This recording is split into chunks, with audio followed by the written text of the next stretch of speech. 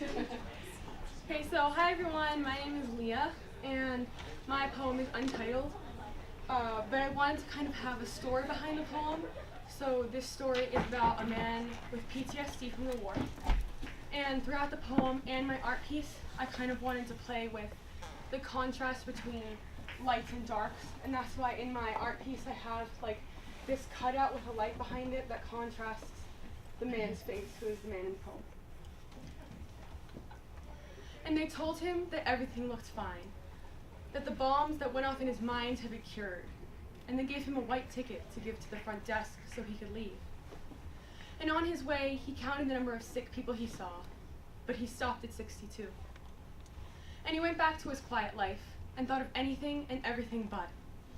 And again he told himself that he was okay, lies swimming before him like ink in water. And he went back to his quiet life and thought of anything and everything but. And again he told himself that he was okay.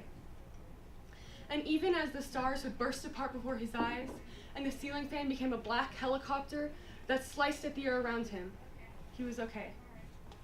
But much later he saw them, soldiers standing in the thin and yellowed grass, holding their guns like they'd forgotten everything else in the world. And he ran and ran from those thoughts until his legs trembled with fatigue. They had told him that everything had looked fine.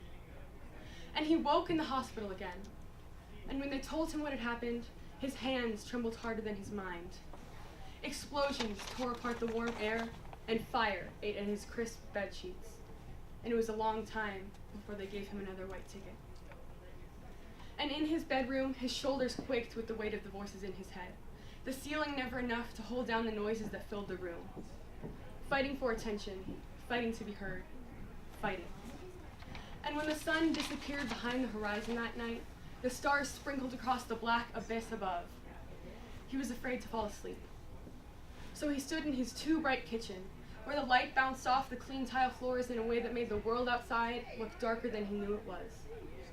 And he tried to look out the window. But all he saw was his own reflection. And as the sounds of drums pounded themselves into white noise, and the house shuddered with the weight of the world, he closed his eyes and pretended there was nothing to worry about.